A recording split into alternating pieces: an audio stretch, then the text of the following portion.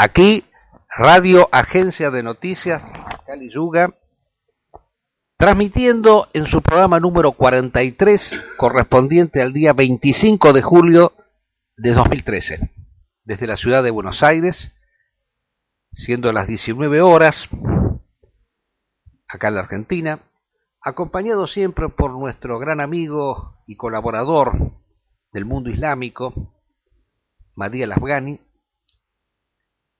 en un programa en el cual, como siempre, trataremos el tema esencial, que es el de la guerra de civilizaciones, que como nosotros decimos siempre, o sea, es una guerra, parece misteriosa, puesto que, a pesar de que existe, a pesar de que día a día hay batallas cada vez más duras y contundentes, es una guerra que, a diferencia de las otras, nadie dice que existe. O sea, es una guerra que se ignora. Porque, lógicamente, vivimos en el mundo pacifista, en el mundo en el cual se habrían terminado las guerras, en donde se habría ganado la guerra en contra de la guerra, especialmente luego de la Segunda Guerra Mundial y el juicio de Nuremberg, en donde se habrían enjuiciado a los gestores de las grandes masacres y de los grandes genocidios, y luego se nos habría entregado un periodo de paz perpetua. Nosotros siempre recordamos que nunca la humanidad ha vivido más guerras que en estos últimos tiempos. Y nunca las guerras han sido más sangrientas y más genocidas que estas épocas en donde rige el pacifismo burgués, el pacifismo antimilitarista.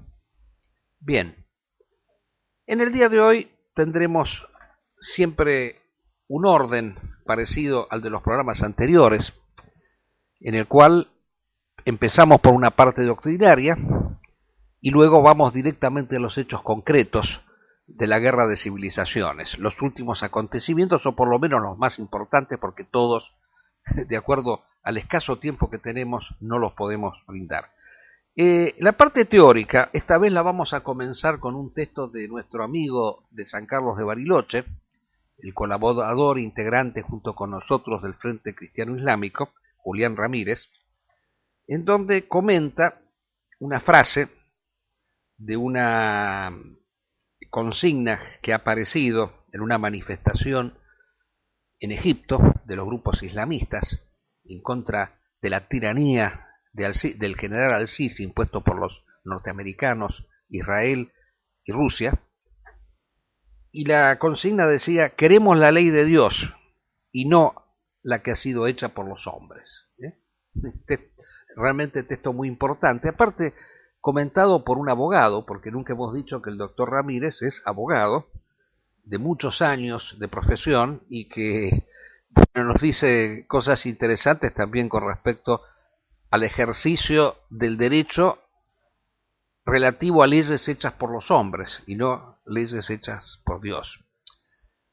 Bueno, después, este va a ser el primer punto, ¿no?, que vamos a desarrollar, y luego nos vamos a remitir a otro tema que es muy actual y que merece un comentario, que es esta visita que ha hecho el Papa al Brasil, y bueno, que nos permite a nosotros hacer una caracterización respecto de la figura del Papa de estos últimos tiempos, de las épocas modernas, en donde la Iglesia Católica ha sucumbido totalmente al clima que se vive en la modernidad, que es un clima de democracia. La democracia no es solamente, como hemos dicho varias veces, un sistema político, sino que es una manera de ser y de vivir. Y en este caso la democracia consiste en la búsqueda exasperada por parte de los líderes políticos, de los jefes, de los grandes jefes o de los grandes de las grandes figuras paradigmáticas, de tener un acercamiento casi prácticamente de disolución de su figura con respecto al pueblo. Ébola decía, hablaba justamente de este fenómeno calificándolo como el nuestrismo. El líder es uno de los nuestros, es uno de nosotros, a diferencia del pensamiento tradicional, en donde los grandes jefes, las grandes figuras rectoras de la humanidad, se caracterizaban por el contrario, por establecer una profunda distancia. porque no era como todos nosotros, no era uno de los nuestros, sino era alguien superior a nosotros, y una forma y figura paradigmática que para nosotros era fuente de inspiración y de imitación, a fin de superarnos, a fin de crecer y de ser superiores a lo que somos realmente. Esa es la gran diferencia entre lo que es a nivel político la función del gobierno y la función de la administración. En los regímenes actuales, los líderes democráticos no gobiernan propiamente, porque gobernar, ¿qué significa? Elevar, hacer pasar de la función de individuo al hombre a la función de persona. Y esto es lo que no sucede actualmente. Y vemos con dolor cómo la Iglesia ha incurrido en esta democratización de las distintas figuras, hecho simultáneamente esto con una participación política abierta y alevosa en las principales instituciones opresoras de la humanidad, tales como las Naciones Unidas, tales como especialmente las Naciones Unidas con sus distintas misiones democratizadoras por el mundo entero. Esa falta por parte de un papa de denuncias concretas frente a actos tan nefastos y tan contrarios al buen desempeño de la humanidad, como ha sido, por ejemplo, como hemos dicho nosotros, ya hace varios programas que le dedicamos, el golpe de Estado en Egipto, que no hemos visto a un papa denunciarlo como hubiera correspondido. Pero en fin, no queremos anticiparnos a nuestro análisis de la reciente visita del Papa a Brasil, porque tenemos mucho que decir al respecto. Y luego ya los últimos acontecimientos, que ha habido cosas muy importantes. En primer término, en el campo de este tema tan problemático que es la guerra de Siria, hemos digamos así, confirmado una vez más que ya no es más la guerra entre los rebeldes, entre comillas, y el régimen de Assad por el otro. No es más la guerra entre los rebeldes apoyados por los Estados Unidos y Europa en contra de Assad, apoyado por Rusia, sino que es la guerra de todos en contra del fundamentalismo islámico. Puesto que a Assad le ha salido ahora un nuevo aliado, como vamos a ver, que son los Estados Unidos e Israel, tal como veremos actualmente. Así que, la guerra de civilizaciones se va haciendo cada vez más clara, más precisa, e incluso hemos tenido un comentario reciente de uno de estos asiduos propagandistas de Rusia, respecto del cual hemos efectuado críticas en programas anteriores, este señor Meizán, que acaba de sacar una comunicación reconociendo este hecho, de que los rebeldes han sido abandonados por los norteamericanos por el peligro que conlleva el hecho de que esté presente el fundamentalismo islámico. Bueno, las cosas se han puesto con una claridad meridiana.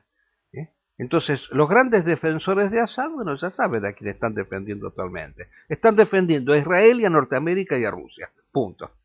Que son las fuerzas que están detrás de Assad. Ese es el hecho primero, interesante, pero después hay otro que está concatenado con el mismo, que ha sido este operativo que se efectuó hace 3 días o 4 en las dos principales cárceles de Irak, Abu Ghraib y Taij. Abu Ghraib es una cárcel conocida, puesto que allí los norteamericanos torturaban y humillaban a los prisioneros, y esto salió en fotos que causaron tremendo escándalo en los Estados Unidos. Después se fueron, pero las cárceles quedaron, porque fueron construidas por ellos. Y allí había una gran cantidad de presos de Al-Qaeda.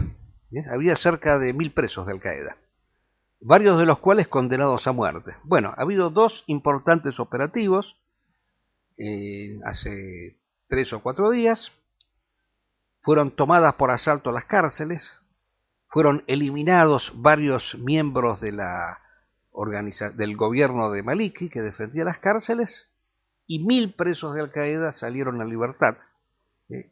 Y se ha sabido que han engrosado ya las filas, varios de ellos, las filas de los combatientes que luchan en Siria, porque Siria está al lado de Irak, y se ha constituido, recordemos, el régimen, el Estado Islámico de Irak y el Levante, que es el objetivo que hay detrás de la guerra en Siria.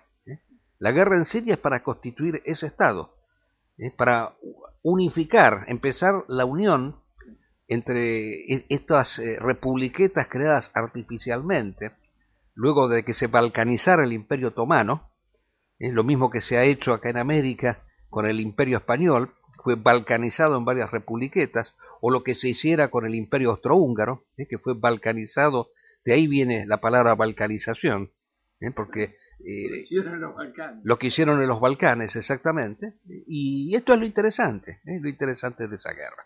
Bueno, hemos hecho el resumen de lo que vamos a ver, y vamos ahora ya a lo concreto.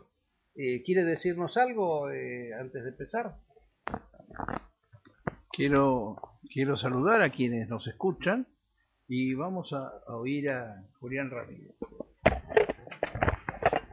Bueno, el texto de Ramírez se titula "Queremos la ley de Dios y no la hecha por los hombres". De paso vamos a mirar un poquito si anda todo bien. Sí, anda todo bien.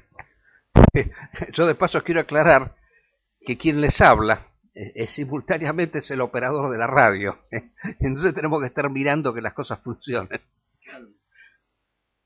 El título de esta nota, dice Ramírez, hace referencia a una fotografía vista en internet, en la cual se veía a una manifestación de islamistas, sin indicar nombre o lugar, y en la cual llevaban un letrero, que traducido al castellano decía: "Queremos la ley de Dios y no la ley de los hombres". Esto nos ha llevado a reflexionar sobre el tema de la ley desde el punto de vista tradicional. Cuestión muy bien tratada por Julius Evola en su obra magna, Rebelión contra el mundo moderno, capítulo 4, primera parte. La idea de ley en el mundo tradicional tiene una íntima relación con lo que es la verdad, o sea, es la verdad misma. En ella se refleja el orden y la estabilidad, es el derecho y la realidad trascendente. Las leyes tenían un carácter divino, no humano, y su violación era una blasfemia contra lo sagrado y lo trascendente. A nadie se le hubiera ocurrido darle el mismo carácter a una ley humana. En la Roma tradicional, las nuevas leyes dictadas por el Senado debían ser aprobadas por los sacerdotes. De lo contrario, carecían de validez por faltarles el crisma divino. Las leyes no eran, como en el mundo moderno, producto exclusivo de mayorías parlamentarias, elegidas por el voto de las multitudes, alentadas por la demagogia de los partidos políticos o los apetitos innobles de sus componentes. Las leyes del mundo moderno son puro devenir, circunstanciales. Hoy son y mañana no son, carentes de toda referencia superior. Desde los tiempos de la Revolución Francesa se ha desplomado sobre el mundo moderno una verdadera manía legislativa y constitucionalista, siendo su expresión el Estado de Derecho liberal burgués. Y las constituciones, cuando se cumplen, cosa que por lo general no ocurre, son reemplazadas por otras que tampoco se cumplen. Y lo mismo pasa con las leyes, decretos, resoluciones gubernamentales, en una verdadera vorágine, producto todo ello de una total falta de referencia hacia un punto de vista superior y trascendente. En la República Argentina, desde el triunfo del liberalismo en el año 1852, se han sancionado alrededor de 27.000 leyes nacionales, incluidas varias constituciones y centenares de decretos leyes dictados por gobiernos de facto. A todo ello agreguemos la legislación provincial. En la Argentina hay 24 jurisdicciones locales, y no nos olvidemos de la catarata de ordenanzas municipales de centenares de municipios. Hasta los abogados se encuentran a veces en figurillas para encontrar la legislación que corresponde a cada caso. Y mucha gente se queja porque los legisladores no trabajan. Ojalá no lo hicieran. Y todo esto es la consecuencia de la pérdida de todo valor superior, metafísico, religioso y ético, cuya presencia en el mundo tradicional hacía que las leyes fueran pocas y se cumplieran. Sí. Ortega y Gasset, en coincidencia conceptual con Évola en esta materia, nos dice que en el tradicional derecho romano las leyes eran justas porque eran las leyes. En el mundo moderno, en cambio, surgen todos los días reclamos contra las leyes injustas, y eso es inevitable, puesto que se ha perdido toda referencia a lo trascendente, tanto en los legisladores como en los que las suplen. Cuando vemos, como en la fotografía a la que hemos hecho referencia al comienzo de esta nota, personas que reclaman la ley de Dios, no podemos menos que alegrarnos, porque no todo está perdido. Bueno, realmente, como siempre, el texto de Ramírez es excepcional, desde todo punto de vista, porque yo que he sido en algún momento director de escuela, él habla como abogado, y nos dice que hoy en día un abogado se encuentra en figurillas cuando tiene que buscar la ley que corresponde aplicar, porque hay una saturación de leyes. Hasta yo le diría, hay otro detalle que él no ha mencionado aquí, y que yo creo que tiene que ver con esta característica propia del hombre moderno. El hombre moderno es un ser que necesita constantemente estar exaltándose a sí mismo, como carece en última instancia de una vida interior profunda, es un ser volcado exclusivamente hacia la exterioridad. Entonces, lejos de ser, como se suele decir muchas veces, que los legisladores no trabajan, el legislador tiene una necesidad patológica, muchas veces, de estar siempre poniendo leyes para que de alguna manera lo pongan en evidencia, porque él necesita ser de alguna manera un creador, y esto se da en todos los campos, en la filosofía, donde hay humanidades, hay siempre personas que quieren sobresalir y que quieren llamar la atención, con novedades, o sea, el afán por lo nuevo, el afán por lo novedoso. Y yo recuerdo siempre, cuando me tocó ser en algún momento director de escuela, y quería aplicar una determinada normativa, me encontraba con que había una pluralidad de leyes, a veces contradictorias. Yo me acuerdo, por ejemplo, este caso concreto, que me tocó en una circunstancia resolver un tema relativo a la elección de un centro de estudiantes, ¿no? Porque claro, como vivíamos en democracia había que hacer votar a los chicos, ¿no? Había centros de estudiantes, la gente votaba, había elecciones y bla, bla, bla. Y yo me encontraba allí que había una disposición que decía que, por ejemplo, quienes podían votar, y excluía, por ejemplo, a los que habían a los que estaban en el primer año, ¿no? Porque se suponía, me parecía entre todos sensato, que el que estaba en el primer año todavía no tenía suficientes conocimientos con respecto a lo que podía ser una escuela, para dar un ejemplo, ¿no? Y otra que decía después me encontraba con otra que decía lo contrario, porque constantemente van cambiando las leyes, ¿no? Entonces uno por ahí aplica una ley, pero esa disposición ya no está más. Resulta que ha sido suplantada por otra, pero la cuestión que por ahí no la tiene en ese momento, ¿eh? Así que hay toda una anarquía total con respecto a las leyes, y fíjese, 27.000 leyes, como decía Ramírez, es una avalancha de leyes. La mayoría son inútiles porque no se van a cumplir. La verdad es que los códigos sagrados tienen pocas leyes porque se cumplen. Y es cierto que en las legislaciones tradicionales casi todas las penas son la pena de muerte. Eso es la verdad. Por eso las sociedades tradicionales funcionan bien. Y sin ir más lejos, en algunas sociedades como las que existen hoy, ¿no es cierto? Por ejemplo, en Arabia Saudita, el individuo que va preso trabaja haciendo caminos, escuelas, hospitales. Entonces, saudí de a pie piensa, mejor trabajo, porque si robo, ¿no? La primera pena es trabajo forzado. Si robo voy a tener que trabajar. Así que ya a Benitio todo funciona bien. A mí, en ocasión de ser director de un colegio de Guinea, los alumnos me vinieron a plantear consejo de escuela. Consejo de escuela era liquidar mi función, como compartir con los profesores el manejo de la escuela y aún con los estudiantes. A lo cual yo me negué categóricamente. Y le ofrecí la oportunidad de un centro de estudiantes o bien una cooperadora. Finalmente los alumnos, como eran adultos, mayores de 18 años, se decidieron por las cooperadoras y todo anduvo bien. No se puede permitir, desde el punto de vista académico, que se discutan decisiones que son de los que saben por gente que no saben, ¿no? Y esto es sintomático de la falta de conciencia del hombre moderno. El hombre libre no necesita multitudes que le digan que tiene razón o que no tiene. Y si no tiene, no importa, la tiene para él. Decía un pensador nuestro muy importante, Almafuerte, me importa mi enorme y propio respeto sobre los aribazos de todo el orden.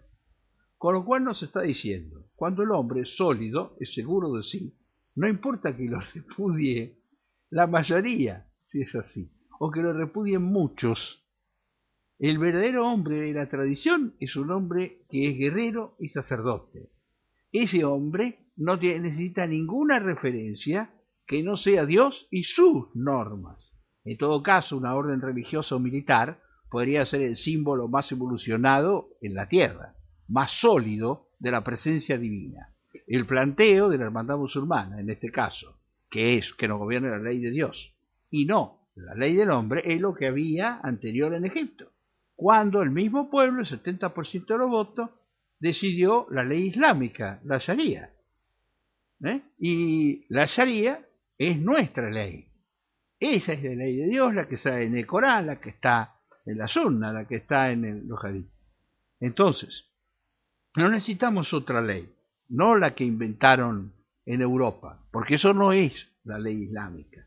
Así como el Código Aymara rige en Bolivia, ¿verdad? Porque ese es el que debe regir, no la Constitución Europea, porque acá no es Europa. Dicho, a mí no me molesta que exista el Parlamento Británico o el Congreso Norteamericano. Me parecen completamente razonables, puesto que ellos son los inventores. Ellos tienen un sistema, gusta ese sistema, y si no les gusta es cosa de ellos. Mientras no me importunen a mí, yo no me hago ningún problema que tenga el sistema que mejor le parezca, siempre que no me importunen a mí, digo. ¿No es cierto? Porque ahí tiene sentido, pues realmente los norteamericanos creen en la utilidad del Congreso. Los ingleses creen en la utilidad del Parlamento. En Irán creen en el Majlis, que tiene miles de años, no se inventó recién el Parlamento. De hecho, durante 3 años gobernó en alguna época, entre 1697 y 1700, hasta que se eligió un nuevo Shah Padishah, un nuevo rey de reyes. Entonces, esas instituciones, allí donde quepan, no me parecen completamente apropiadas en esos lugares, no que vengan a imponernos a nosotros.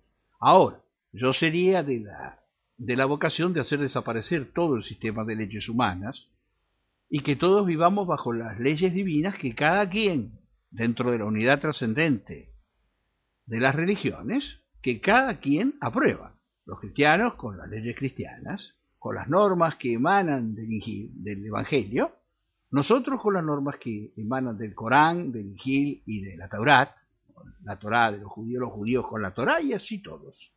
Y los hindúes con el Rig Veda, con el Upanishad, y los taoístas con sus propias normativas, y cada quien con su propia visión, incluso los parsis.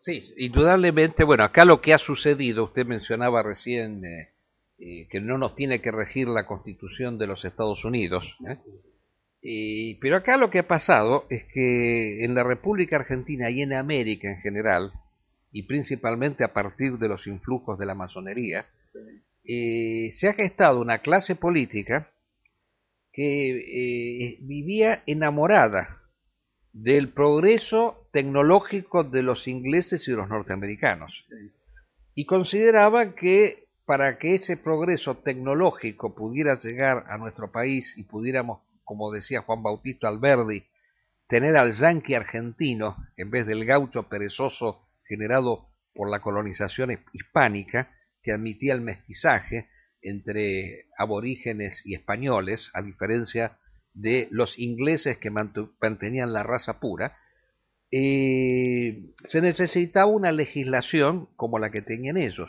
en donde se practicaba el libre comercio, en donde se abrían las puertas de par en par a la inmigración europea, Así que eso vino por esta gente, principalmente. O sea, la gran desgracia que tuvimos en América ha sido esa, haber tenido movimientos emancipadores que se basaron en principios masónicos y liberales, que fueron los que se inculcaron aquí en la Argentina, y por eso tenemos esta patología elefantiásica de leyes, de 27.000 leyes inútiles en su gran mayoría, y que sirven solamente para confundir y pervertir. Nada más que para eso. Una verdadera revolución tendría que derogar las 27.000 leyes y crear, como decía usted, un sistema legal simple, en muy pocas leyes, pero leyes sagradas, y volver a lo que decía Ramírez de lo que pasaba en Roma. Una ley, para tener verdadera vigencia, tenía que tener la aprobación de los sacerdotes, o sea, tenía que tener el crisma de la Iglesia, en este caso la Iglesia Católica. Y bueno, el primer punto está, ya que hablamos de la Iglesia Católica, permítame que pegue un salto, un pequeño viraje, y que hable un poco de esta visita del Papa al Brasil. Y yo lo he titulado este punto el Papa Democrático, porque ya en una circunstancia yo había sacado una nota hablando del Papa peronista, porque no era casual que Bergoglio sea peronista, porque en realidad es una persona que practica, digamos así, del sistema democrático la instancia más aguda, que es el populismo. Entonces, ¿dónde se muestra ese populismo extremo manifestado por Bergoglio, aparte integrante de la orden de los jesuitas, que bien sabemos que fue una orden subversiva dentro de la Iglesia Católica, orden que no por nada fue prohibida? Fueron expulsados varias veces los jesuitas porque eran personas intrigantes en el seno del cristianismo. Pero vamos al hecho concreto. El populismo de Bergoglio, o sea, se manifiesta en todas sus conductas, que son, digamos así, la antítesis de lo que es un papa convencional, un papa tradicional. Por ejemplo, ya el hecho mismo del nombre que se haya otorgado a sí mismo, o sea, Francisco, él lo dice, Francisco I, Juan Pablo II, respetando así una jerarquía dinástica en el seno de la Iglesia, sino, o sea, un término, digamos así, al alcance de todos, populachero, o sea, uno más de nosotros, era lo que decía Évola. Julius Évola tenía un calificativo muy interesante para referirse a este fenómeno de los tiempos terminales de democracia llevada a sus límites más extremos, el nuestrismo. El nuestrismo consiste en generar una especie de líder que se considera no como, que no aparece ante los demás, no como una entidad superior, casi como de otra naturaleza, encargada principalmente de transformar, de lograr que las personas pasen de la potencia al acto con respecto a su condición de personas propiamente, de individuos a personas, sino alguien que desciende al mismo nivel de las multitudes y que ante ellas aparece como uno de los nuestros, uno de nosotros, o sea, no diferente de los demás. Bueno, esto es una característica propia de todos los líderes democráticos. Es típico que el líder democrático suele decir, dice, yo soy uno de ustedes, yo no soy diferente de todos ustedes, yo vengo del pueblo, yo soy alguien del pueblo que ha llegado a esta condición, simplemente, pero que no soy distinto en lo esencial. Y bueno, y estas son las características propias que nos presenta este Papa actualmente.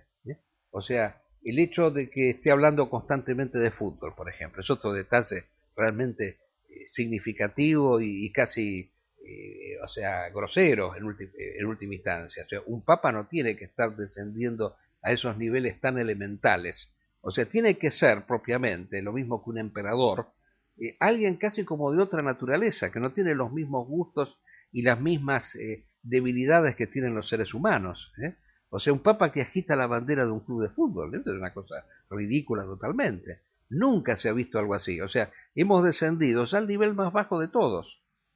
Y esto es hecho con la finalidad principal de justamente descender hacia el pueblo, o sea, de mostrarse como del pueblo. O sea, lógico que va a suscitar simpatías, eso es indudable, pero lo que no va a lograr de ninguna manera es la transformación real del pueblo. O sea, la posibilidad de transformarlo en algo mejor de lo que ya es. Eso es lo que nosotros vemos, esa gran falencia. Que por otro lado se combina también con otros hechos. Hay una insistencia puesta en el fenómeno social, cuando en realidad acá ese no es el problema principal. El problema principal que vive el mundo moderno es el problema político, es el problema metafísico, o sea, es el problema de una humanidad volcada totalmente hacia la dimensión material. Y estar poniendo el acento en la cuestión social, en la injusticia social, en la pobreza, en la miseria, que sí, por supuesto existen y que nosotros desde ya no vamos a estar nunca a favor de eso, pero sabemos perfectamente que esos problemas son derivados de otros superiores. O sea, no, a diferencia del marxismo, nosotros no consideramos que la cuestión social se resuelva distribuyendo mejor las riquezas, sino generando en el hombre apetitos diferentes con respecto a los bienes materiales. O sea, porque ¿qué me interesa que un pobre tenga más cosas si tiene los mismos apetitos materialistas que tiene un burgués?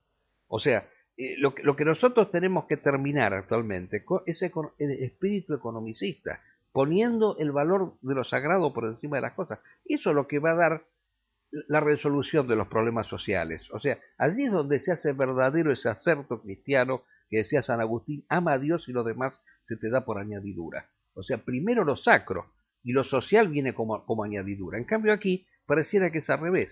Pareciera ser que para alcanzar lo sacro hay que pasar por lo social, hay que pasar por la distribución mejor de las riquezas. Ese no es el problema principal.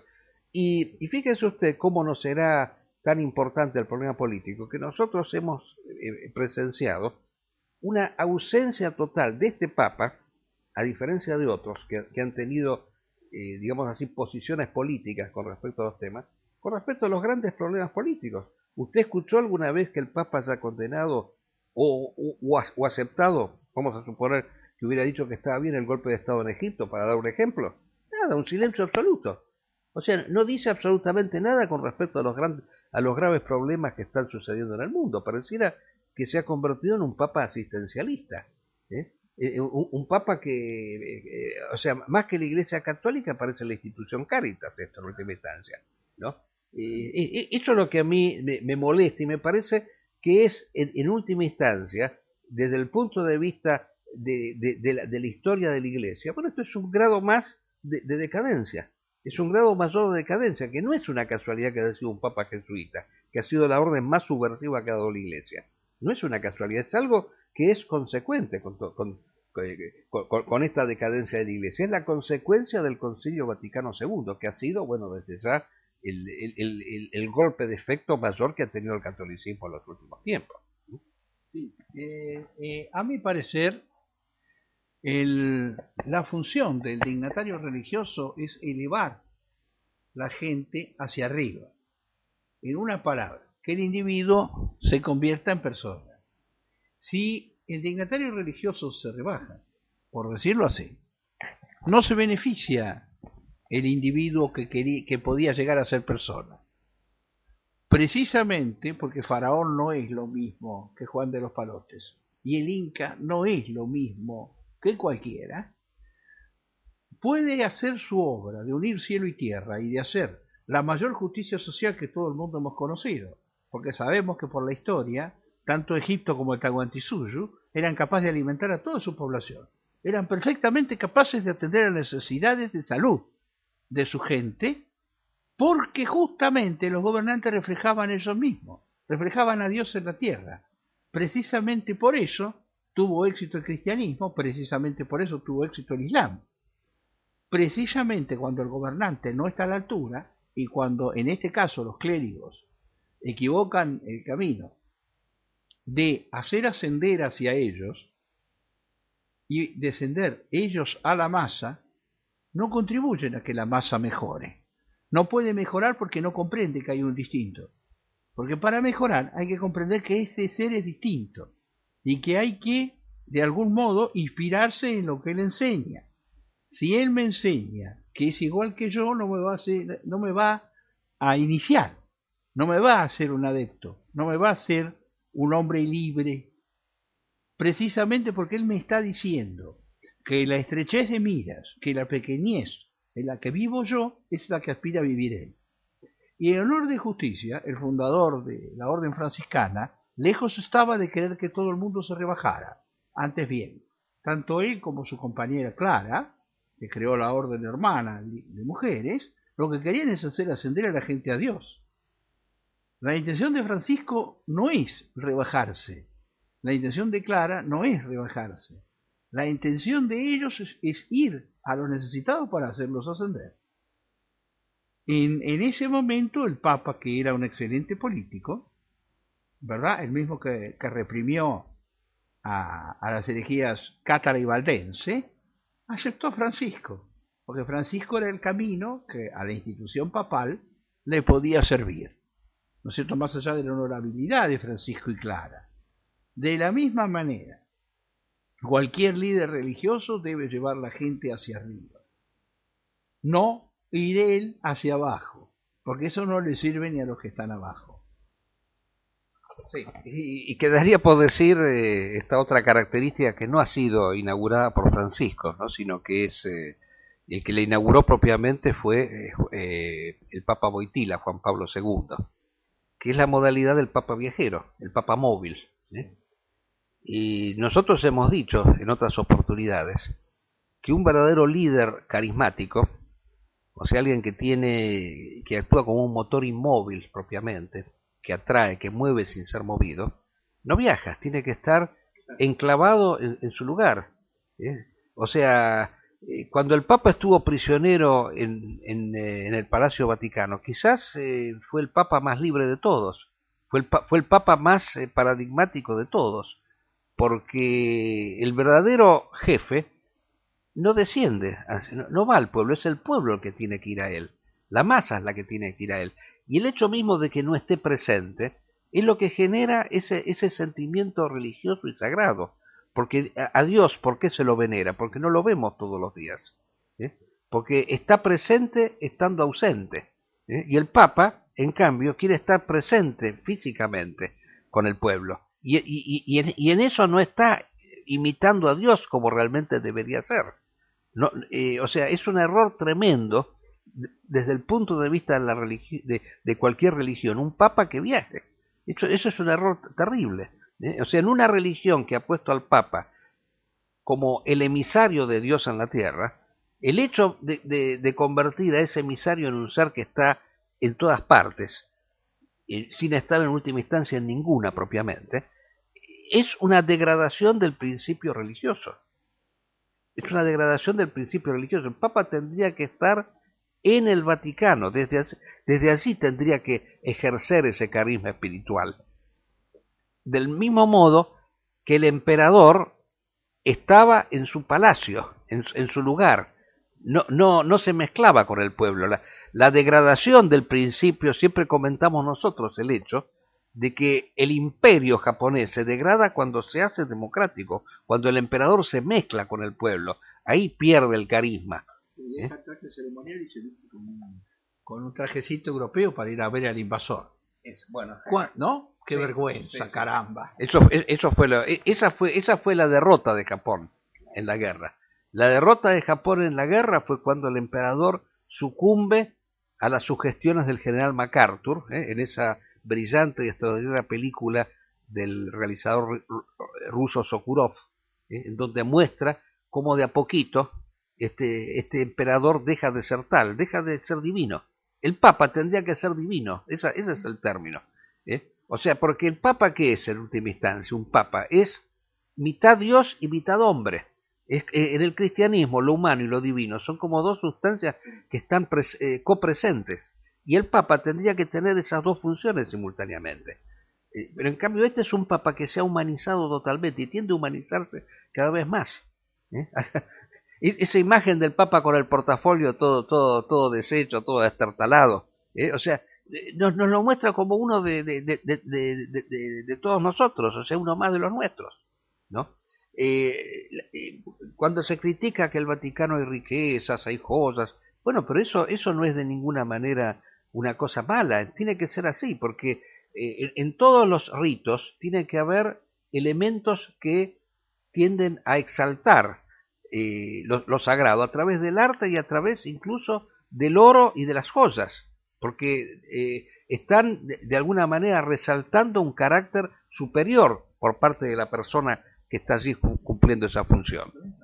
En la polémica famosa de los franciscanos, cuando se reúnen con el cardenal Dal Poggetto, y Michele de Cesena habla de la pobreza de la iglesia, que hay que dar todo a los pobres, ¿verdad?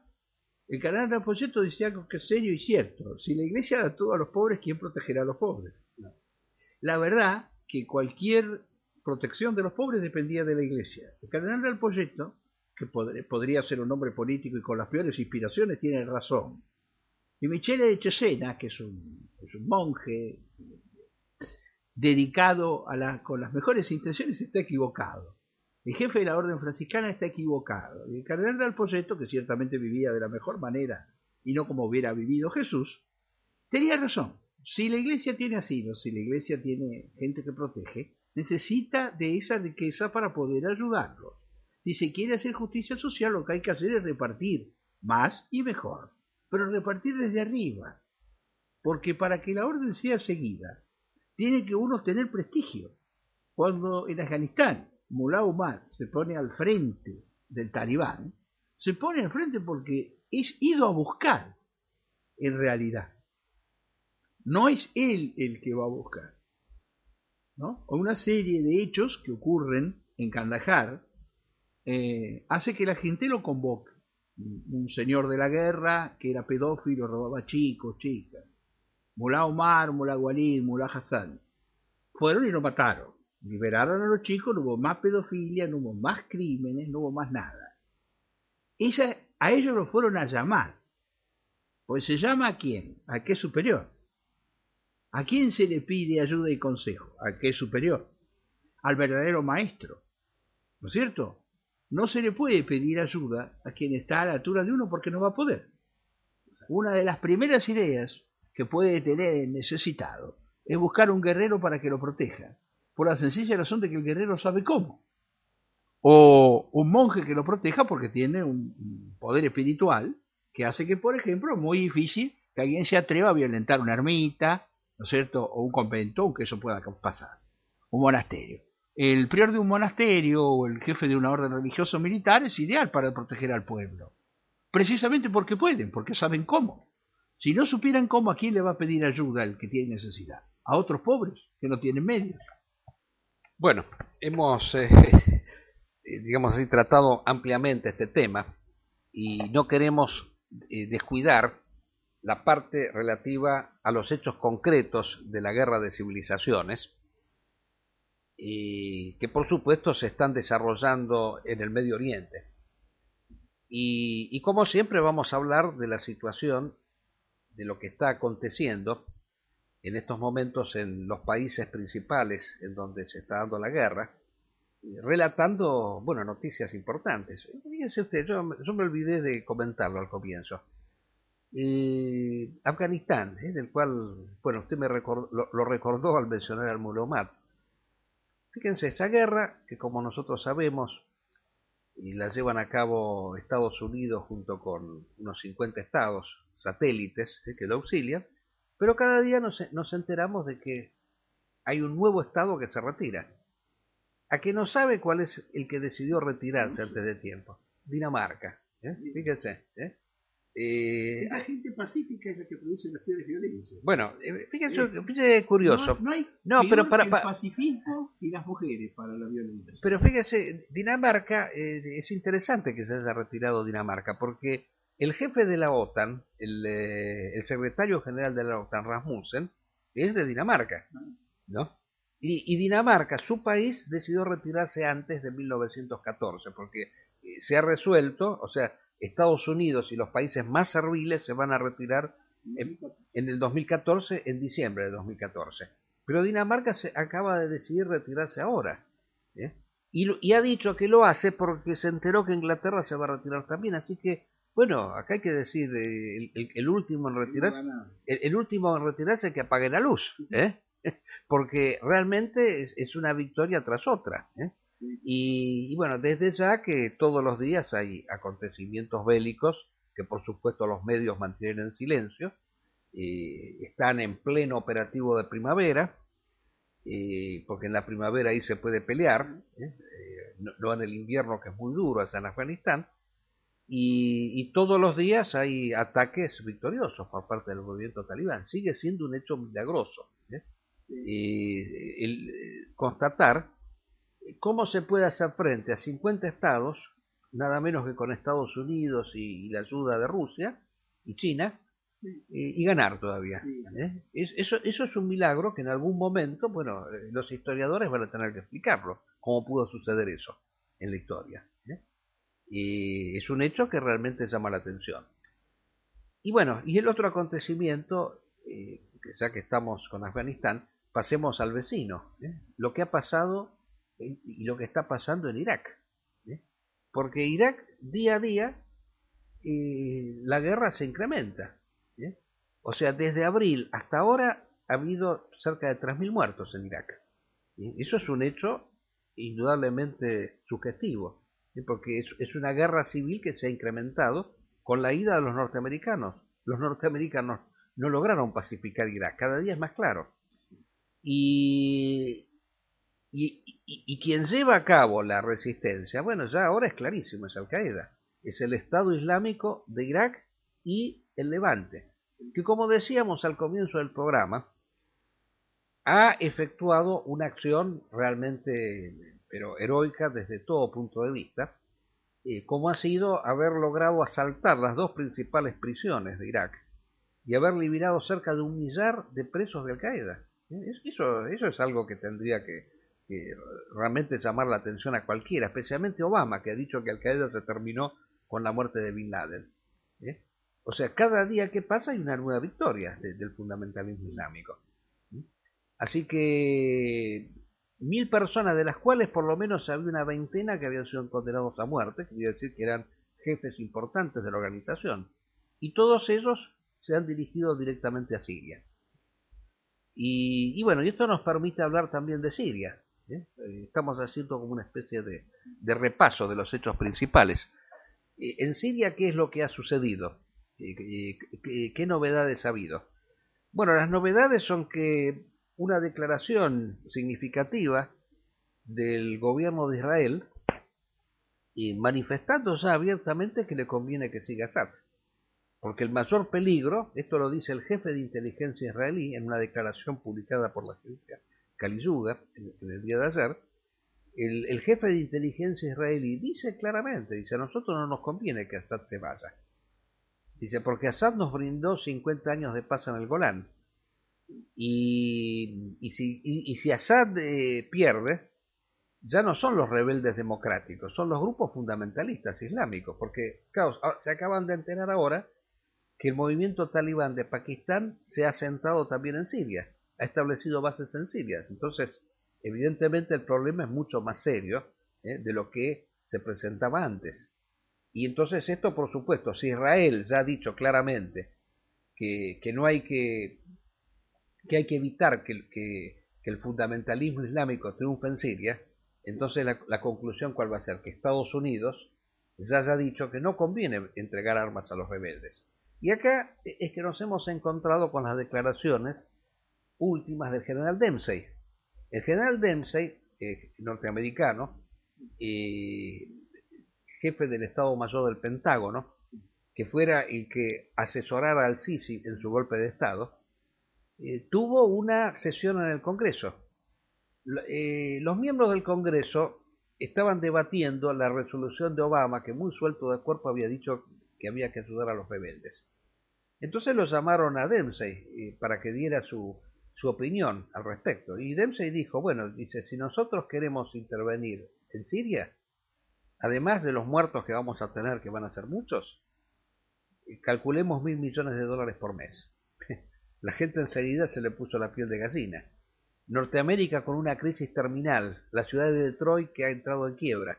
Detroit, recordemos que era el centro industrial más importante de los Estados Unidos, junto con Chicago. Tener que gastar $1.000 millones por mes, o sea, un equivalente a lo que ha estado gastando en Afganistán, porque en Afganistán también ha gastado 1.000 millones por mes, pero durante 12 años. En Irak también otro tanto, pero ni locos vamos a intervenir allí. O sea, era como decir, bueno, directamente no conviene intervenir, dicho de una manera sencilla. Que no conviene. La verdad es que no conviene. La verdad que a Estados Unidos, a Inglaterra y a Europa le conviene que siga Assad. La verdad que no le conviene los rebeldes islámicos de ninguna manera. Del mismo modo que no le conviene la hermandad musulmana. Como es obvio que han actuado en Egipto, ¿no es cierto? Pero esto lo único que va a hacer es generar mayor antagonismo, es un enorme error. Era mejor hacer un acuerdo antes de actuar, quiero decir. Una vez que se actuó ya no es posible ahora el acuerdo. Era mejor que los norteamericanos entendieran que en América Latina eran preferibles determinados gobiernos poco gratos a los norteamericanos, ¿verdad? Y allá lo lógico era hacer un acuerdo general con la hermandad musulmana y con los emires del Golfo y demás. No lo hicieron. Y la hermandad y todos los grupos radicales van a terminar por generar incidentes y guerras en todos los lugares. Y el triunfo del talibán va a poner las cosas en situación grave porque la derrota simbólica es inexorable. En Afganistán está el mayor campo de concentración, más de 15.000 presos en la ciudad de Bagram, allí donde hay una base militar norteamericana espeluznante. El día que esa gente sea liberada, lo cual va a ocurrir eventualmente, esa gente va a ir a luchar donde tenga que luchar, una vez que se haya recuperado Afganistán. Y va a seguir la lucha, porque esta lucha entre la sociedad moderna y la sociedad tradicional, entre el Islam y la masonería y el sionismo, va a continuar adelante, porque no le dejan otra alternativa al Islam que la guerra. Y no es inteligente enfrentar al Islam a la decisión de la guerra, porque es más fácil de aceptar la guerra que el camino intermedio que se había seguido en Egipto y que podía funcionar en Siria, que podría haber funcionado, podía funcionar en Túnez, pudo haber sido en Siria, de hecho que funciona en Libia. A todo el mundo no hacen más que convencerlo, los franceses en Azawad, de que no existe otro camino que no sea la violencia para instaurar las normas islámicas acorde a la civilización tradicional. Bueno, y hay que agregar también lo que está pasando en Egipto, que usted lo acaba de mencionar. El general al-Sisi, este líder golpista que ha subido al poder gracias a la ayuda norteamericana principalmente y de los Emiratos Árabes, porque no olvidemos, a pesar de lo que digan estos charlatanes del estilo de Meizán, que de paso comento, ¿no? Lo comenté al comienzo, Meizán acaba de reconocer el hecho consumado de que los rebeldes sirios no tienen ayuda de nadie, y que se va a hacer una conferencia en Ginebra entre Estados Unidos y Rusia y van a concertar un gobierno de transición para Siria, en donde, bueno, Assad participará como uno más. De hecho, es reconocer que los enemigos eran amigos en última instancia. Rusia y Norteamérica no son tan enemigos, no están tan confrontados entre sí. Tienen un enemigo común que comparten, que es el fundamentalismo islámico. En donde evidentemente hay un liderazgo real ejercido por Al-Qaeda. Eso hay que decirlo. O sea, fíjese usted que yo leí un artículo de un autor sionista, creo que Daniel Pais decía, que comparaba un poco esta circunstancia actual con la que aconteció antes en la época de cuando los secularistas estaban en el poder, Nasser, Ataturk, en fin, todos estos regímenes que también querían hacer la gran nación árabe, ¿no? Porque Nasser quería ser una gran nación árabe, llegó inclusive a unirse con Siria, pero que después la República Árabe Unida que fracasó. Y decía, dice, claro, pero él decía, dice, sí, dice, pero lo que pasa es que se terminan peleando entre sí. Dice, como ahora, dice, Hezbollah está confrontando con Al-Qaeda, los chiitas con los sunitas. Dice, el mundo árabe, el mundo musulmán nunca va a poder. Pero yo creo que no es así actualmente, porque yo lo que estoy observando es que hay un liderazgo actualmente, y que es el que está ejerciendo Al-Qaeda en estos momentos. O sea, eso es real. O sea, hay una tendencia cada vez mayor a que esta organización sea la que tome la hegemonía.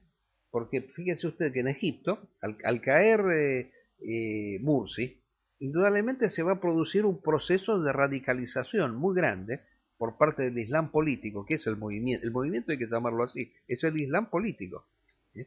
Y el Islam político tiene varias vertientes, más moderadas y más extremas. Al-Qaeda es la vertiente radical que dice que el Islam político va a llegar al poder solo a través de una revolución.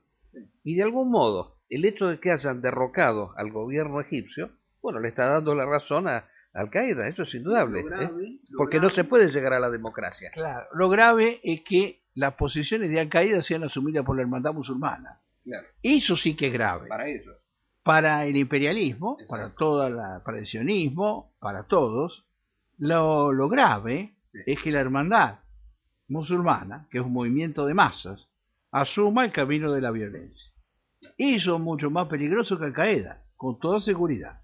Claro, ahora fíjese usted, yo estaba comentando que Al-Sisi, este títere que ha puesto Norteamérica y el poder internacional y el sionismo, ha llamado para el día de mañana una gran concentración, que justo coincide con el día de Mezquita, el viernes. Exacto.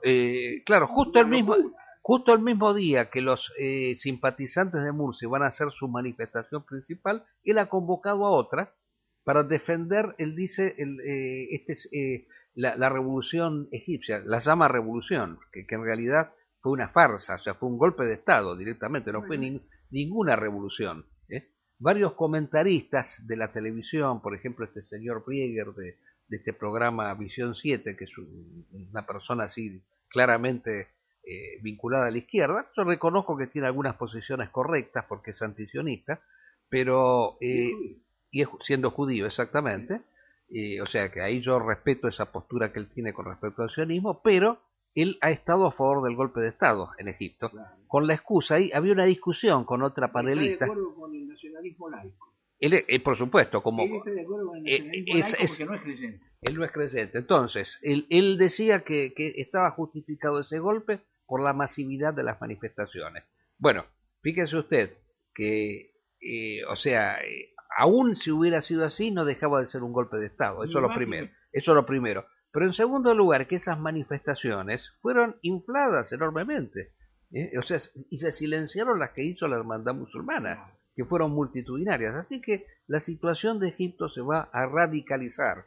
Porque seguramente, o sea, ya en estos días ha habido grandes acciones de violencia, muchos muertos, pero si mañana se convoca esta contramanifestación invocada por el mismo gobierno, bueno, va a correr mucha sangre el día de mañana en Egipto. Y a esto hay que sumarle la situación del Sinaí. En el Sinaí, que es otro mundo aparte, se ha generado un movimiento yihadista de grandes dimensiones que pone en riesgo la seguridad de Israel. Israel lo tiene claro ese problema. Claro. Ahora, mañana es día de mezquita. Miles y miles de egipcios van a la mezquita, o millones. Luego irán a la plaza a marchar en defensa de su presidente legítimo, además. El general Al-Sisi está verdaderamente loco, llamando a una marcha o contramarcha contra las marchas de la hermandad, porque no va a tener ningún futuro eso.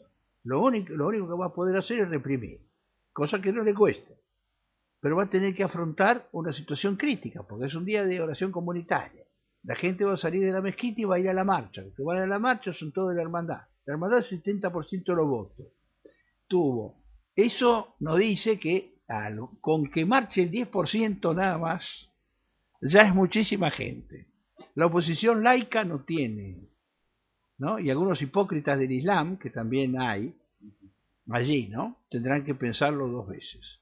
Y yo querría criticar desde acá la acción de algunos hipócritas del Islam, ¿verdad? que no podemos decir apóstatas porque no nos consta que hayan rechazado el testimonio de fe, la yihad, pero que no apoyaron al hermano Mursi y en cambio apoyaron al golpe de Estado. Caso de los Emiratos del Golfo, vergüenza de gente toda ella, hipócrita del Islam, enemigos más peligrosos incluso que Israel y Estados Unidos. Bueno, hemos llegado al final del programa. Agradecemos al público oyente que nos ha seguido y nos veremos el próximo jueves, si Dios y Alá quieren.